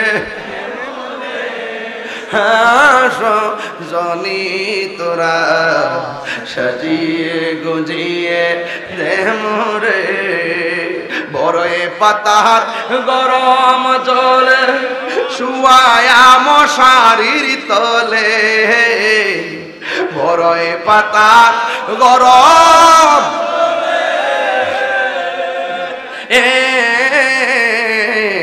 বড়ই পাতার গরম জলে শুয়ায়া মশারির তলে আতর গোলাপ সুরমা লাগাই দে সজনী তোরা সাজিয়ে গুজিয়ে দে মোরে সাজিয়ে গুজিয়ে দে মোরে সজনী তোরা সাজিয়ে গুজিয়ে দে মোরে এত রঙিন এত কাপড় কিরে ভাই এ আব্বা সাদা কাপড়টা দেখলে মায়া লাগে নিও এত রঙিন এত কাপড় কিছুই ভালো লাগে না মোর এত রঙিন এত কাপড়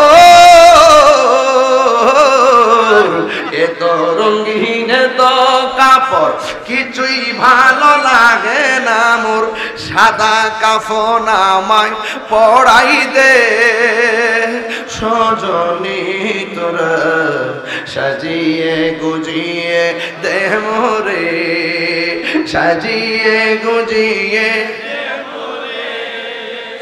সজনী তোরা সাজিয়ে গুজিয়ে দে মোরে এই গজলের বইটা নিয়ে যাবেন আপনারা আম্মারে নিয়ে দিবেন 50 টাকা দিয়ে আমার এক মুরিদি নিয়ে আইছে একটু খেদমত করে আর কি আপনাদের খেদমতে একটু কন্যা কণ্ঠটা মিলাইয়া এ বাবা সাজিয়ে গুজিয়ে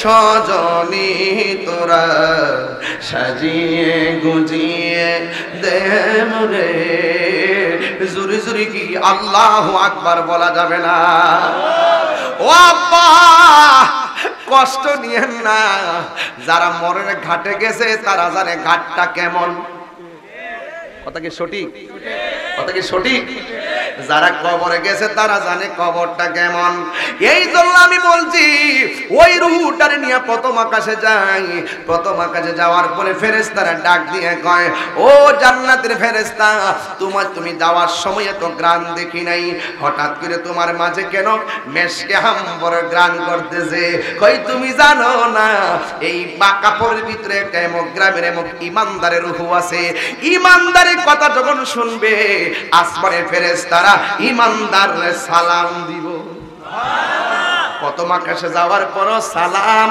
দ্বিতীয় আকাশে গেলেও সালাম তৃতীয় আকাশে গেলেও সালাম চতুর্থ আসমানে গেলেও সালাম পঞ্চম আসমানে গেলেও সালাম ষষ্ঠ আসমানে গেলেও সালাম সপ্তম আকাশে গেলেও সালাম আল্লাযী খলাকাকা সাবআ সামাওয়াতিন তিবাকা এই সাতটা আসমান কিন্তু একটার সাথে একটা লাগানো না একটা আসমান থেকে আরেকটা আসমানের দূরত্ব 500 বছরের রাস্তা ওই ফেরেশতাগুলো যখন সালাম দিব রে বাবা ওই মুহূর্তে এবার সপ্তম আসমানে যাওয়ার পরে আল্লাহ বলবেন ফেরেশতা রে আর সামনে যাইস না দাঁড়ায়া যা এই ইমানদারের রূহটা রাখার জন্য আমি আল্লাহ একটা বাড়ি বানাইছি আর জোরে কোন আল্লাহু আকবার আমি আল্লাহ একটা বাড়ি বানাইছি ওই কোরআনের মধ্যে খুলনা দেখেন ওই বাড়ির নাম হলো ইল্লিন ওই বাড়ির মধ্যে রাখবো আর মাহমুদপুরে মানিক মিয়ার বডিটার মধ্যে দুনিয়ার কাপড় ফেসাইয়া কাঠের মধ্যে শোয়াইয়া জানাজার ময়দানের মধ্যে নিয়ে যাবে ওই জানাজার ময়দানে নেওয়ার পর সবাই লাইন ধরে দাঁড়ায় দাঁড়ায় কি বলবে সম্মানিত মুসল্লিয়ানে কেরাম উপস্থিত মাইয়েত আমার ভাই লাগে দীর্ঘদিন আপনাদের সাথে চলাফেরা করছে যদি কোনো ভুল বিয়াদবি কইরা থাকে আল্লাহর রাস্তায় মাফ কইরা দিবেন আর যদি কোনো ফাওনা দাওনা থাকেন আমরা আছি আমরা কাছে কইবেন ইনশাআল্লাহ দিয়া দিমু আপনাদের কাছে যদি কোনো উনি ফাওনা দাওনা থাকে আপনারা দয়া করে স্মরণ করে দিয়া দিবেন আর জানাজা যারা দূর দূরান্ত থেকে আইছেন এক এমক মিয়ার বাড়িতে আমরা সাইলা ডাইল ভাতের আয়োজন করছে চাইলে খায়া যায়।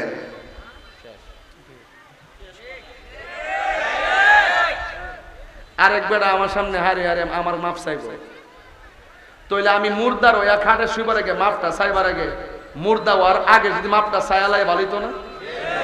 একবারের ক্ষেত্রে যদি কাইটটা পানি লয়ে যায় তাহলে বেটাতে কইলাম বাবা ও 10 বছর আগে ছাতির দাসা দিয়া ঠেলা দিয়া তোমার ক্ষেত্রে পানি নিছিলাম না, দয়া করে মাফ করে দিও। কথা কন না কেন?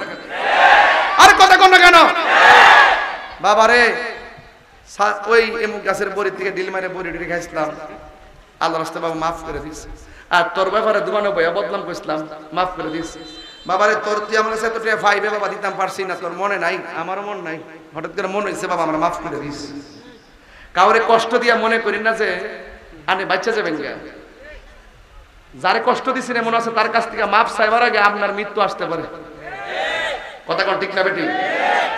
এই জন্য মরার আগে মাফটা চাইলে কি গুণ হইব? হারিয়ে যাব বাবা আস্তে। আমি যে গজল গাইতেছি আপনার কষ্ট হইতেছে নাকি? একটা গজল কি আমার ওয়াজের বিষয়ের সাথে সাংঘর্ষিক না সম্পর্কিত? সম্পর্কিত। আমি কিন্তু ওয়াজের সাথে মিলে মিলে গজলটি গাই কিনে জানেননি। ওয়াজ তো একটা ঘটনা, গজলের ভিতরে কিন্তু অনেক কথা চলে আসে। অনেকেই গজল করে মনে করে আরে কিচ্ছা কাহিনী আর গান টানে না গা, এমন আসেনি? আছে যারা এই কথা আসলে হেরা আমার মতন পারে না, পারলে হেরো কই লইলি। কথা ঠিক না? মানুষ দেখবেন কয়েকটা কারণে হিংসা করে। আপনার মধ্যে যে গুণ আছে এটা যদি আমার মধ্যে না থাকে তাহলে আমি আপনার হিংসা করব। দেখবেন ভাষারে করে। আর হিংসা যারা করবে এরা কিন্তু দূরের মানুষ না। এই মাহমুদপুরের মাহফিল নিয়ে যদি কোনো কিছু হয়ে থাকে দেখবেন ওই সুনামগঞ্জ কিন্তু আইসে না, এটা গড়ের লগে গড়। সকালে দেখা হওয়া বিকালে দেখা হওয়া চা খাইতেছে একসাথে, হুট করে আগে একটা হার হয়ে গেছে, বেশি দূর থেকে কিন্তু আয় না। কথা কোন ঠিক না? তো এই জন্য যুবক ভাইরা আমার আপনারা রাগ করে না বাজান, বুঝছেন নি? দেখবেন আপনার গড়ের সাথে যদি এ প্লাস পা দেখবেন ওই স্কুলের সবাই তারে পুরস্কার দিতেছে, আর গড়ের পাশে যে গড়টা হ্যাঁ দেখবে জানেন নি অবশ্যই গোল্ডেন এ প্লাস পাইছে, নহল কইরা আবাস করছে।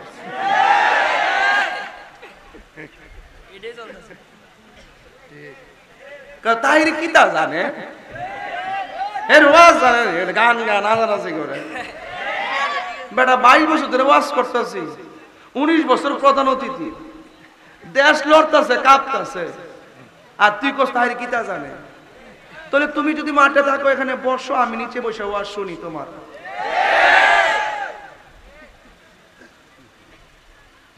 $3 লক্ষ খরচ করলো ঠিক এই 4-11 মিনিটে, এত লোক সহজ আনা সম্ভব না।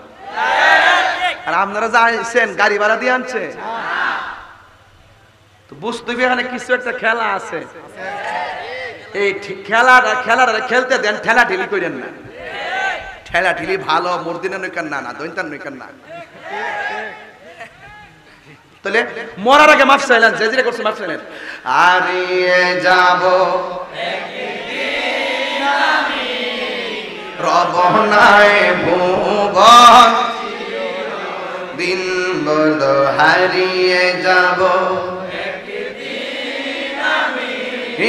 রবনায় ভুবন চিরদিন। ক্ষমা করে দিও তোমরা আমায়, বলো তোমরা আমায়, ভুল করে থাকি যদি কোনো দিন, হারিয়ে যাব রবনায়। একটা বাপ মার চেহারা খেয়াল করে কর, পাশে বাগানে বা গোরস্থানে হয়তো দিবে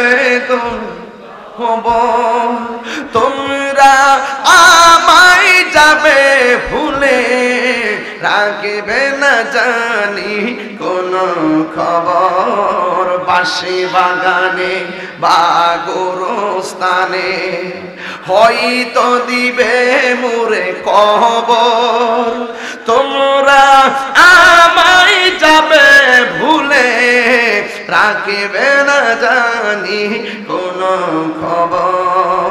পড়বে কি মনে আমার কথা, ফেলবে কি খসরু কোনো দিন বলুন হারিয়ে যাব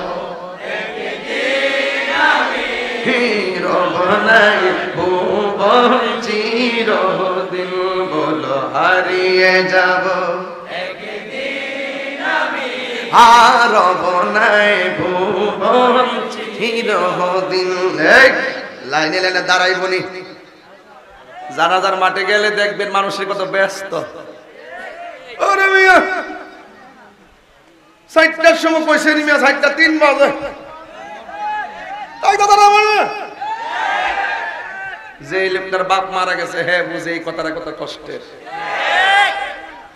ছেলে তো মনে করছে বাপরে সারা জীবন আকলে ধরে রাখি, আর তুমি ভাবতেছো দোকানের মধ্যে আড্ডা মারতা। এই কাজগুলো কইরেন না। আপনার এই তাড়াহুড়ার কারণে অনেক লোকের জানাজা ছুটতে যায়, অস্থির হয়েন না।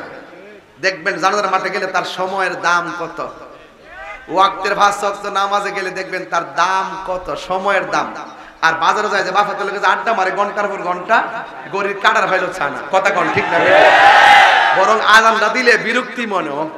আমরা দেশে কিছু মুরব্বী আছে দেখবেন সারা বছর এরি খেতে গরুর ঘাস কাটে। কি গাছ কাটে? আসর আজানটা যখন দেখ কোমর থেকে গামছাটা খুললা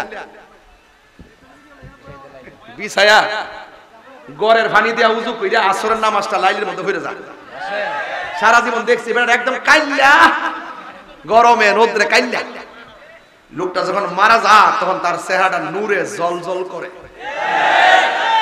কিছু কিছু মুরব্বী দেখবেন যখন মসজিদে আজান হয় আসসালাতু খায়রুম মিনান নাওমটা কইলই আস্তে আস্তে করে উইটা ফুসকুনি তলাত যায়া উজুটা কইরা শীতের দিন কামছাড়া সইয়া একটা শাল দিব, পুরান শাল দিয়ে যে মুরব্বীদের শাল দিয়া লুঙ্গিটা সমান করে বিনতো না, একটু উপরটা থাকে উসানাসা কইরা গায়া এমনি দিরা করতে বাইরে জায়গা চাষি জিগা আজান হালি দিছে আর আধা ঘন্টা পরে না জামা তুই তো ওহন যে কিতা করবে পরে মুরব্বী কথা কইও না হুইটা তাহলে কিতা লাভ হইব, মসজিদে বইয়া থাকলে লাভ আছে। আল্লাহর হাবিব বলেন হাসরের মাঠে 7 প্রকার মানুষকে আল্লাহ আরশে আজিমের নিচে ছায়া দিব। এর মধ্যে এক প্রকার হলো যেই মানুষটার মন মসজিদে পড়ে থাকে। আর আপনি মসজিদে এখন 1 মিনিট আগে মুয়াজ্জিন দেখুন, মুয়াজ্জিন এতে কাজ দেলাই না, আর কেউ নাই পিছনে। আবার কিতা করেন ওই বইটুকা যাইয়া যখন আশহাদু আল্লা ইলাহা ইল্লাল্লাহ ওয়া আশহাদু আন্না মুহাম্মাদার রাসূলুল্লাহ আল্লাহুম্মা সাল্লি আলা মুহাম্মাদ অর্ধেক পড়ার পরে আপনি একটা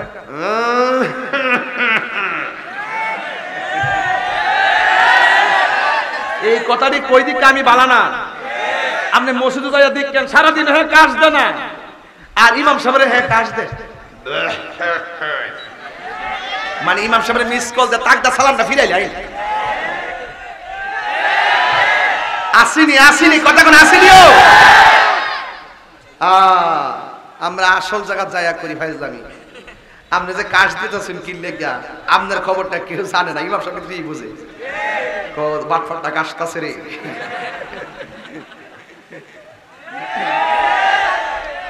নামাজকে বলো না কাজ আছে, কাজকে বলো খারাপ লাগতেছে যাক। আবার কোন সময় আইনা না এই বহুত শান গাইলেছি, আবার কয়েন না যাইলে ওয়াজ তো করছেন আলে গান কিচ্ছা না কয়ে গেছে, যেটি কিচ্ছা কয়ে গেছে কইবেন চা ফাড়া মাত্র দিবেন কিচ্ছা। তো তুই কিচ্ছা যদি বুঝছ তাহলে আয়া তুই করস না, আমি বইতে নিছে আমার হাতিয়া তোমার দিয়ে দিব, হাতে লাগবে না ফোয়ার তুই এমনি বড়া না দেখলে সামনে ধরবো। আবার দেশের পরিস্থিতি ভালো না, কারণ দিন আর রাইত এখন ডাইরেক্ট ধরলাম মব জাস্টিস। হ্যাঁ যুবক, তো পায়ে ধরে কয়ে দেওয়া যায় আপনি যে জানাজার মাঠে গেছেন, আপনি আর লাশ হয়ে যে গেছেন আর কথা কইতে পারেন, তাহলে মরার আগে মাফ চাওয়ার দরকার আসেনি? মাফ চাইলে আল্লাহ সব মাফ করে দিব। 2টা জিনিস মাফ করতে না কইতাম নি, 1 নম্বর যারা আল্লাহর সঙ্গে শিরিক করব এদেরকে মাফ করতে হবে। আল্লাহ কয়জন? আমরা কি মাজারে যাই সাজদা করি? হ্যাঁ, ওলি আল্লাহর আল্লাহ মনে করি, ওলি আল্লাহর উসিলা আমরা আল্লাহর কাছে কই, কথা কোন ঠিক কিনা? উসিলা ধরা জায়েজ আছে না নাই? খবরদার এই দেশে কিন্তু ইসলাম আর চালার ওলিগণ যেদিন থেকে মাজার ভাঙা শুরু করছে সেদিন থেকে কইলেছি যে আসমানি গজব আইতাছে। আপনি টের হইতেন না কেমনে গজবটা নামতাছে? 70% লাম্বা আছে, 30% বাকি আছে, এটা টের পাইতেন না। মনে সারা দুনিয়া আপনার কিন্তু দেখবেন হুট করে আয় পড়ছে গজবে, উপর থেকে গজব ডাইবে, মানে আদালি ওয়ালিয়ান ফাকাদ আযানতু বিল হারবে। ওলি আল্লাহর বিরুদ্ধে যাওয়া যাবে না। আমার যুবকদেরকে বলতেছি, এক যুবক আপনাকে বলছি এখন থেকে সোজা হয়ে যান। যৌবন যার যুদ্ধে যাওয়ার সময় তার খবরদার এমন কাজ করবেন না যে কাজের জন্য আল্লাহর কাছে আসামি হয়ে যাবেন। যেমন আল্লাহর হাবিব বলছেন, যারা বান্দার হক নষ্ট করে এদেরকে আল্লাহ মাফ করবে না। আমরা দেশে হক পারেন না কম না বেশি?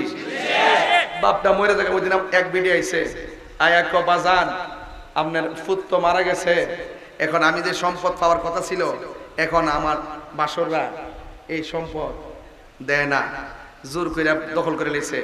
আমার পারলে এটা নৌ, পারলে হিডা নৌ, আমার কোটিটার সম্পদ লোকসান করে লিছে। আমি মনে মনে বেশি কইর, মনে কইর যে বান্দার হক যারা নষ্ট করব, একটা কদম সামনে যেতে পারবে না। এটা পরিষ্কার কথা বলে, এটা হোক 1 টাকা হোক 1 লাখ টাকা, কথা বলেন ঠিক না বেঠিক? এরপর আপনি যখন কবরে নামবেন, কবরে নামার পরে আপনি যখন যাইবেন, আল্লাহর হাবিব বলছেন যে বেনামাজির জন্য কবরে 3টা শাস্তি অবধারিত। কয়টা শাস্তি? 3টা শাস্তি অবধারিত। 3টা শাস্তি অবধারিত। 1 নম্বর শাস্তি হলো কবরের 2 পাশের মাটি। এ বাবা রে, কি শক্তি আপনার! এই শক্তি শেষ হয়ে যাবে গা। রাসূল বলছেন 2 পাশের মাটি এমন জোরে চাপা দিব, ডান পাশের হাড্ডিগুলো বাম পাশের হাড্ডির ভিতরে ঢুকাই দিব, বাম পাশের হাড্ডিগুলো ডান পাশের হাড্ডির ভিতরে ঢুকাই দিবে, এমন ভাবে ঢুকাইয়ে দিব, ঢুকাইয়ে দেওয়ার পরে আপনি লড়তে পারবেন না। আল্লাহকে বলবেন, আল্লাহ বেনামাজি হইয়া কবর আসলে এমন শাস্তি যদি জানতাম জীবনে নামাজ ছাড়তাম না। তাহলে শাস্তি আসার আগে নামাজের দরকার আছে না নাই? আরো জোরে আছে না নাই? এরপরে কবরের ভিতরে সাপ ঢুকাই দেওয়া হবে, আপনাকে সাপ দংশন করবে, আপনি বলবেন বাঁচাও বাঁচাও। সেই দিন দুনিয়ার মানুষ আপনার কান্নার আওয়াজ শুনবে না। আজ থেকে প্রায় 1 লক্ষ বছর আগে, যারা 1500 বছর আগে মারা গেছে, তারা যে ঘরের মধ্যে আছে, কালকে যদি মাহমুদপুরের বেড়ায় আরে বুল্লার একজন সুন্নি যোদ্ধা ছিল, মেম্বার, হ্যাঁ আব্দুর রফিক মেম্বার, ও মারা গেছে। ও আল্লাহ বেহেশত নসিব করুক, আমিন কোন। কথা মনে গেছে গা। যাই হোক, এইভাবে আমরা চলে যেতে। আজকে বুল্লার রফিক সাহেবের স্মরণ করছি, আরেকদিন আপনারাও বলবেন গত বছর তাহির হিসাবে ছিল, মরে গেছে গা, এরকম ভাবে কিন্তু আপনারাও বলবেন। এটাই নিয়ম। তবে খবরদার, দুনিয়ায় থাকা অবস্থায় নামাজ পড়তে হবে, দুনিয়ায় থাকা অবস্থায় রোজা রাখতে হবে, দুনিয়ায় থাকা অবস্থায় মা বাবার খেদমত করতে হবে। দুনিয়ার চল্লা ঘুষ খাইয়া, দুনিয়াতে চল্লা সুদ খাইয়া, দুনিয়াতে চল্লা গীবত কইরা, দুনিয়াতে চল্লা দুর্নীতি কইরা, দুনিয়াতে চল্লা চাঁদাবাজি কইরা, দুনিয়াতে চল্লা হক মাইরা খাইয়া মাটির নিচে যাইয়া শান্তি পাওয়া যাবে না। কথা বলেন ঠিক না বেঠিক? তাইলে যা কিছু করতেইব মরার আগে না মরার পরে? আরো ধরে, মরার আগে না মরার পরে? তাহলে আগে যদি করতে হয় সেটা করতে হবে। আপনি যখন কবরে যাবেন, যদি আপনি ইমানদার হতে পারেন, আপনার দেখবেন ডাইন পাশে একটা আলো ঝলমল করতেছে। এখানে কিছু লাইট আছে নিও, রাত্র না দিন? দিনের বেলা কি জ্বলতেছে? লাইট জ্বলতেছে। কবরে যখন আপনি যাইবেন, যদি আপনি 3টা প্রশ্নের উত্তর দিতে পারেন, আপনার ডাইন পাশ থেকে একটা আলো আপনার কবরে আলো দিব। তখন আপনি জিগাইবেন, কি ব্যাপার? ডাইনে মাটি, বামে মাটি, সামনে মাটি, পিছনে মাটি, কইতিকা আইসো আলো দিবার লাগিয়া? লাইনটা কই? আমি দুনিয়ার কোনো কৃত্রিম সূর্য কিংবা চাঁদের আলো নয়। আপনি যে দুনিয়ায় নেক আমলগুলো করছেন, এই জন্য আল্লাহ পাক নেক আমলগুলোকে আলো বানাইয়া কবর বানাইছে। তাহলে ইমানের খাতিরে 3টা প্রশ্নের উত্তর, আর আমলের খাতিরে কবর আলোকিত হয়ে যাবে। এরপর আপনি বাম পাশে তাকাইবেন, বাম পাশে তাকায় দেখবেন, আমি কথা বলতেছি এই জন্য, সুর দিলে এই ওয়াজগুলো অনেক লম্বা হয়ে যাবে, এই জন্য ওয়াজটা বুঝাই যাইতেছি বাজান। সুর দিলে তো অল্প কথা অনেকক্ষণ হয়ে যায়, আর এমনি কথা বললে অনেক কথা বোঝানো যায়। এরপরে মনে কষ্ট নিবেন না, আরেকটা আলো আসবে আলো দেওয়ার জন্য। আপনি জিজ্ঞাসা করেন, কি ব্যাপার, তুমি আবার কেডা? আমার চিনো না, আমি হইলাম তোমার দুনিয়ার কোরআন তেলাওয়াত। ওই যে কোরআন শরীফ পড়ছিলা, এই কোরআনটারে আলো বানাইয়া তোমার কবরের মধ্যে পাঠাইছে। এরপর আল্লাহ বলবেন, এ ফেরেশতারা, আমার বান্দারা সারা জীবন থাকবে এই কবরে, কিয়ামত পর্যন্ত থাকবে এই কবরে। জান্নাত থেকে যায় একটা জান্নাতি গালি চাই না আমার প্রেমিকের নিচে বিছায়া দেয়, যেন আমার প্রেমিক আজীবন আরামে ঘুমায়া যেতে পারে। তাহলে ইমানদাররা কবরে ঘুমায়া যাবে, বেঈমানরা কবরে শাস্তি পাবে। এমন শাস্তি পাবে, এই শাস্তির কান্নার আওয়াজ কেউ শুনবে না।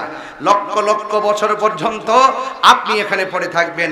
এখান থেকে আপনি একটা ময়দানে উঠবেন, যেই ময়দানে আপনার গায়ে কোনো কাপড় থাকবে না। এখন বলবেন হুজুর আমি কবর থেকে উঠবো লঙ্গ, কিন্তু এমন কিছু লাশ আছে কবরে দাফন করা হয় নাই, তারা তো হারায় গেছে পানির মধ্যে ডুইবা, মাছে খাইয়া ফেলছে, কবরও হয় নাই। এদের কি প্রশ্ন হইছে? এদের কি সওয়াল জবাব হইছে? হ্যাঁ হইছে। পানির মধ্যে যদি তার লাশ বিলুপ্তি হয়ে যায়, সেটাই হলো তার কবর। এই মাহমুদপুরের কবর থেকে মানুষ যেমন উঠে যাবে, পানির মধ্যে বিলুপ্তি হওয়া মানুষগুলো পানি থেকে চলে আসবে, একটা মাঠে যায় একত্রিত হবে, সেই মাঠটা হবে তামার মাঠ। মাথায় থাকবে সূর্য, এই সূর্য আপনার মাথার মগজের মধ্যে তাপ দিবে। তাপ দেওয়ার পরে বাতের মার যেমন করে টকবক করে ছিটে ছিটে পড়ে, ঠিক এমন ভাবে আপনার মাথার মগজগুলো ছিটে ছিটে পড়বে। কিন্তু সেই দিন আপনার কোনো উপায় থাকবে না। সেই দিন আল্লাহ রাব্বুল আলামিনের হাবিব বলতেছেন, সেই দিন আল্লাহ রাব্বুল আলামিন